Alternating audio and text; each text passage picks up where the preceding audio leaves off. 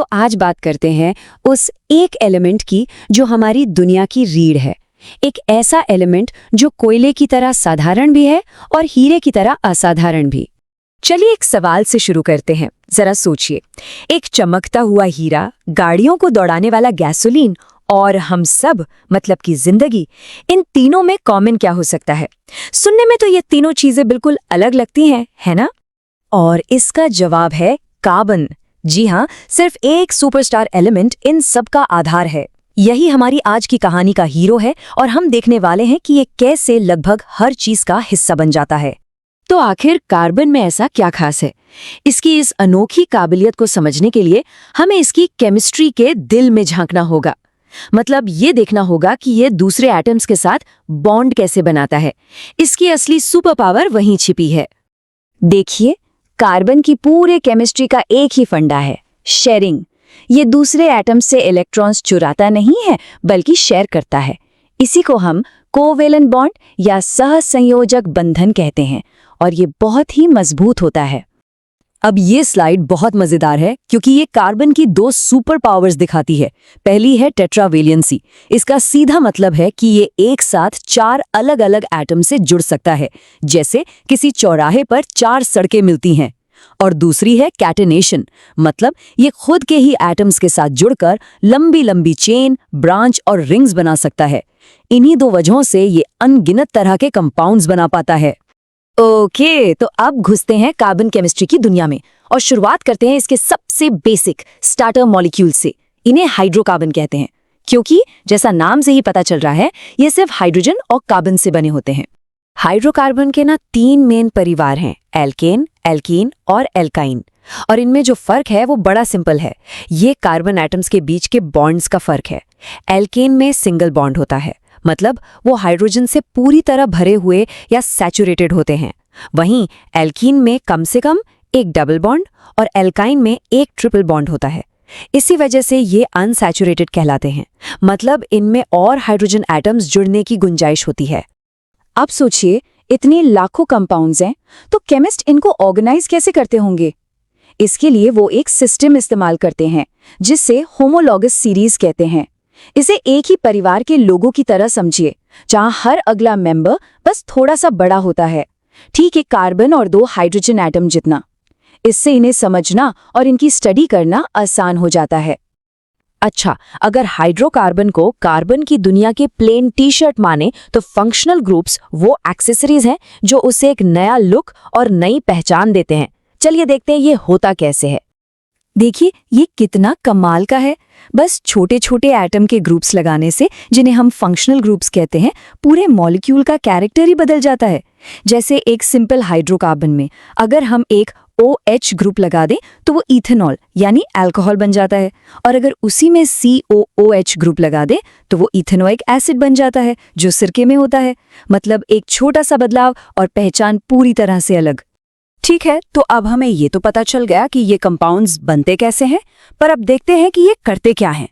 Chemical reactions को आप एक तरह से रेसिपी बुक की तरह समझ सकते हैं, जो एक कार्बन कंपाउंड को दूसरे में बदल देती है। सबसे बेसिक और कॉमन रिएक्शन है जलना, यानी कंबशन। यही वो प्रोसेस है जो हमारी गाड़ियों को पावर देती है और हमारे घरों को गर्म रखती है। जब मीथेन जैसी कोई चीज जलती है तो वो बहुत सारी एनर्जी रिलीज करती है। याद है, हमने अनसैचुरेटेड कंपाउंड्स की बात की थी, जिनके पास डबल या ट्रिपल बॉन्ड होते हैं। तो ऐसा समझिए कि ये बॉन्ड्स खाली सीटों की तरह हैं।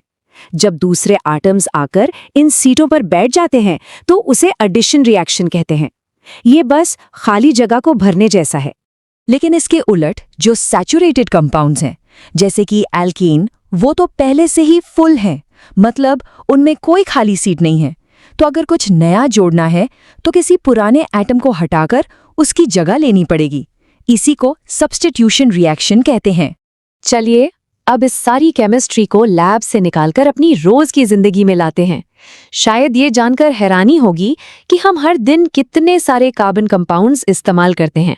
जैसे कि इथेनॉल को ही देख लीजिए, ये बस 2 कार्बन वाला एक सिंपल सा अल्कोहल है, लेकिन इसके काम देखिए। ये एक बेहतरीन सॉल्वेंट है, फ्यूल में इस्तेमाल होता है और कई दवाओं में भी होता है। सच में एक ऑल स्टार कंपाउंड है। और इथेनोइक एसिड, अरे ये तो हमारे किचन में ही है। यही तो सिरके का मेन इंग्रेडिएंट है जो उसे वो खट्टा स्वाद देता है। साथ ही इसका इस्तेमाल अचार जैसी चीजों को खराब होने से बचाने के लिए भी किया जाता है। और तो और हमारी साफ सफाई भी कार्बन केमिस्ट्री पर ही टिकी है। अब साबुन और डिटर्जेंट दोनों ही कार्बन की लंबी चेन है, पर उनमें एक छोटा सा केमिकल फर्क है, और यही छोटा सा फर्क बहुत बड़ा असर डालता है, खासकर हार्ड वाटर में, जहां साबुन मैल बना देता है लेकिन डिटर्जेंट बढ़िया काम करता है। तो साबुन काम कैसे करता है, इसकी कहानी बड़ी दिलचस्प है।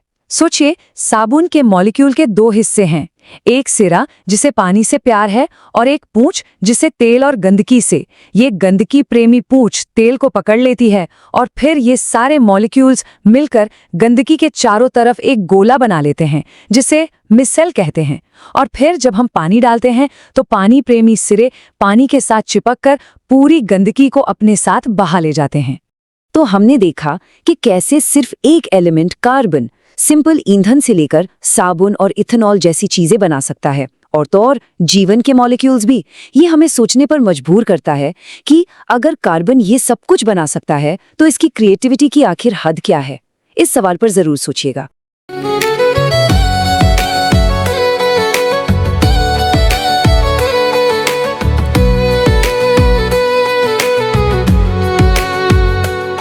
आज के समय में सिर्फ रिज्यूमे बनाना काफी नहीं है।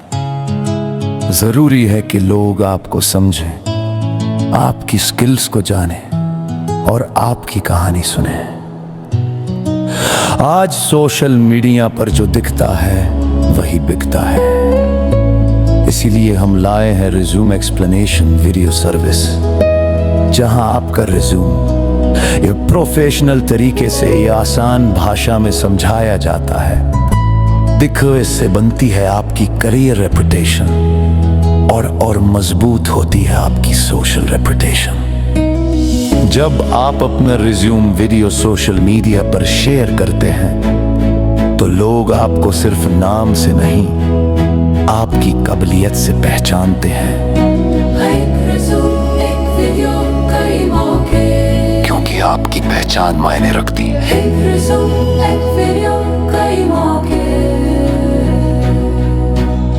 क्योंकि आपकी पहचान मायने रखती है। हर सफल डिजिटल समाधान के पीछे एक सोच होती है, एक अनुभव होता है और एक यात्रा होती है। यह यात्रा है रविकांत की। रविकांत एक ऐसे प्रोफेशनल हैं जिन्होंने टेक्नोलॉजी को सिर्फ कोड तक सीमित नहीं रखा, बल्कि उसे समस्याओं का समाधान बनाया। साल 2009, यहीं से शुरू होती है उनकी कहानी। एक सॉफ्टवेयर डेवलपर के रूप में उन्होंने CRM और एंटरप्राइज सॉफ्टवेयर सिस्टम्स पर काम किया। .NET टेक्नोलॉजी उनकी तकनीकी नींव बनी। साल 2012 में उनकी भूमिका बदलती है। वे सरकारी क्षेत्र से जुड़ते हैं और BTAST प्रोजेक्ट के अंतर्गत डिस्ट्रिक्ट IT कंसल्टेंट बनते हैं। यह परियोजना बिहार सरकार और DFID यूनाइटेड किंगडम के सहयोग से चलाई जा रही थी। यहां उन्होंने सीखा कि टेक्नोलॉजी नीतियों को कैसे लागू करती है और सिस्टम लाखों लोगों को कैसे प्रभावित करते हैं। साल 2014, एक नया अध्याय। रविकांत केयर इंडिया से जुड़ते हैं, एक वैश्विक संगठन जो स्वास्थ्य, शिक्षा और सामाजिक विकास के क्षेत्र में दुनिया भर में कार्य करता है। यह अनुभव उनके दृष्टिकोण को और व्यापक बनाता है। साल 2015 में वे software education and research private limited का हिस्सा बनते हैं। यहां वे शिक्षा, स्वास्थ्य, चुनाव, पुलिस और वित्त विभाग जैसी महत्वपूर्ण सरकारी परियोजनाओं पर काम करते हैं। यह चरण उनकी तकनीकी परिपक्वता को नई ऊंचाइयों तक ले जाता है।